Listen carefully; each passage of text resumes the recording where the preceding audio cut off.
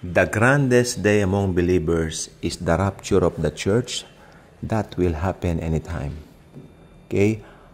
Ang rapture of the church will be the next big event na mangyayari sa mga mananampalataya. Not mid-trib, not post-trib, but pre-trib. That's my stand. That's my stand ever since nung ako'y nag-aral ng eschatology. It was being explained to us by our dear great pastor, no? Na pastor namin dati. At napakahusay ng kanyang paglalahad. Meron po siyang charts, no, na sarili doon sa kanyang computer, at ito ay naipaliwanag ng mabuti with complete verses. At yes, kaya nga lang po, syempre, we need to consider yung ibang views para malaman din naman kung ano ang dahilan nila, bakit naging views nila yon, bakit may mga mid-trib at may post-trib. Okay? So, nililiwanag ko po, ang stand ko sa rapture will forever be pre-trib. Because I believe in the love of God towards His children. Bakit naman isusuong ng Lord ang mga believers niya sa napakalupit na tribulation? Never in a million years, no? And I believe the Antichrist is someone na hindi na natin mamimit. Kaya yung mga na-name drop natin minsan, Jared Kushner and Donald Trump, Elon Musk, maging si Emmanuel Macron, nope, hindi po sila ang Antikristo. Okay? I don't know if they believe in Jesus, but hindi po sila ultimately yung Antichrist. The Antichrist with the definite article from the beginning of the Antichrist word, no? Kaya gusto ko pong sabihin po sa inyong lahat, no? The grandest event would be the rapture of the church.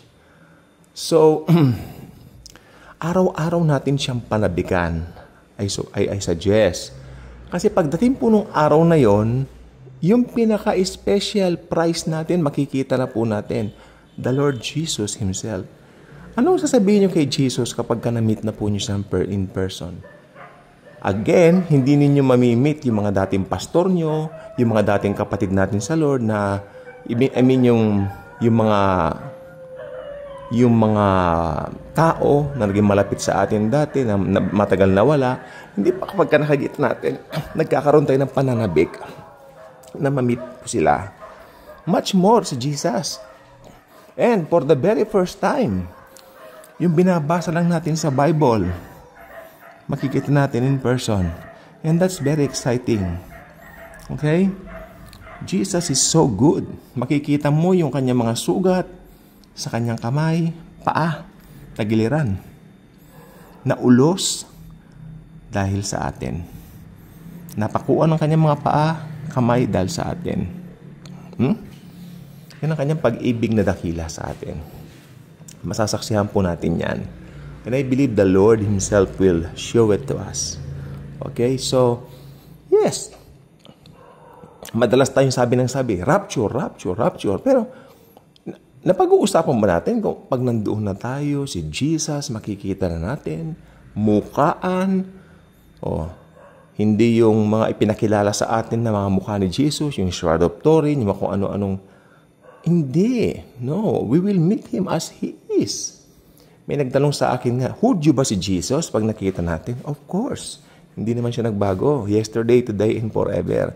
Jesus will forever be a Jew in His human form. Tandaan nyo, hypostatic union, 100% God and 100% man. Diba? Jesus is God. Okay? At ang maganda po niyan, siya po ang Hudyo na makakapag-Tagalog. Kakausapin niya kayo sa Tagalog. Pagkapampangan naman, sasabihin niya, Kenny ka na. Welcome ka, Kenny. Okay? Diba? Sasabihin niya, diba? Sasabihin niya, wow, Lord. Thank you po, Ginoo. Diba? Di pong ganyan. So, ang Lord natin ay napakabuti. Let's always celebrate daily, knowing that we will be raptured anytime. Okay? We will be raptured anytime because we put our faith and our hope in His finished work on the cross alone. not in our own doings, hindi sa relihiyon, okay? Hindi sa kung anong pwede natin gawin o salitain, because of Christ alone. In Christ alone, my hope is found. Sabi ng magandang awitin. Okay?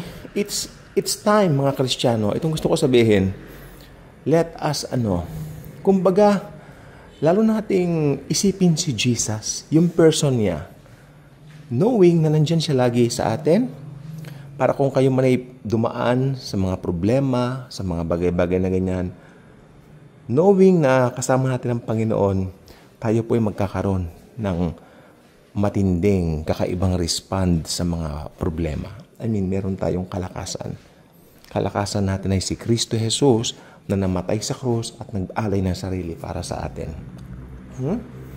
Kaya on that day, the rapture of the church, makikita natin kung gaano kabait ang Lord. Makikita natin ang kanyang pag-ibig sa atin. Makikita natin ang kanyang galak sa kanyang mukha. Kung gaano siya kasaya, nakapiling na po niya tayo. Tandaan po ninyo, after the rapture of the church, hindi na tayo magkakahiwalay ng Panginoon. Jesus and His believers will always be together forever, forever, and ever, and ever. Eternity yan. Walang katapusan yan. Okay? That this is something that all Christians should put in mind and in their hearts. Only Christ, Jesus' love, can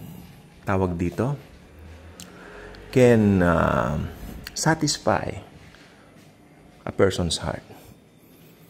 Dahil yung pag-ibig ng Panginoon, ito na po talaga yung tinatawag na agape love. It's perfect love. Hindi po siya love na eros, para sa mag-asawa. Kaya nga po erotic, erotica doon kinuha. So, meron din yung phileo. Pag-ibig naman yan sa kapatiran, Pero iba yung agape. Perfect love, unconditional love that only God can give, that only Jesus can give towards us.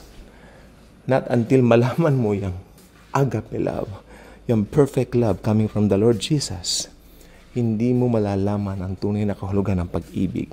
Tandaan mo, we love because He first loved us. And it's a very clear statement in 1 John.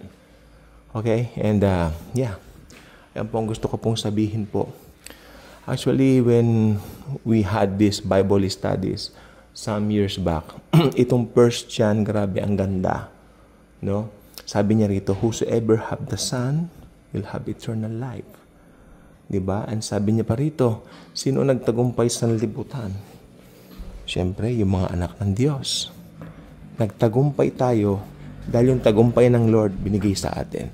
We are more than conquerors because of Jesus Christ. Okay? And I suggest again and again, araw-arawin natin antayin, Maging excited tayo to meet Jesus.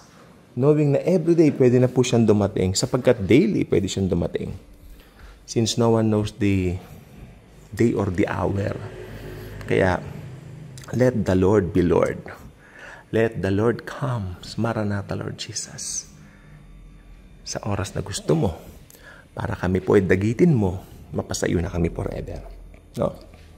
And the Lord is faithful. Kaya magkakaroon po ng rewarding, But because He's faithful, hindi dahil sa faithful tayo. Alam niyo tayo mga Kristiyano naman po may mga kahit papano mga nagawang mabuti naman sa lupa. All will be rewarded at the bema seat of Christ. I-reward niya ito. Sapagkat matapat po ang Lord natin. Ganyan siya kabuti, ganyan siya kabait. Okay? Kanina nga po hinihiling ko sa Lord, sana lumamig naman po ang panahon, Lord, October na. Sana paihipin mo na po ang amihan. Ewan ko po, pero hanggang ngayon mainit pa naman po. Pero alam niyo, ang Panginoon minsan, pag naglambing kayo ng ganyan sa Kanya, magugulat ka lang bago ka matulog, iihip na yung amihan hangin. Supposed to be kasi amihan na po ngayon. Pero kung ganyan man, may dahilan ng Lord. Mga tipong ganyan. Okay? So, every day is an opportunity to share the gospel. May nakita ka, nakausap mo, alam mong wala kay Kristo, share Jesus. Okay? Huwag kang papayag na tayo-tayo lang ang mapunta sa rapture. Maganda yung mga nakikita natin tao sa paligid ngayon na wala pang Lord sa buhay. Ma-sharean natin ang tungkol kay Jesus. At nasa ganun mapasama rin naman po sila sa rapture. At ang totoong mga mananampalataya po ay laging naghihintay sa kanyang Panginoon, sa kanyang pagbabalik. God bless po.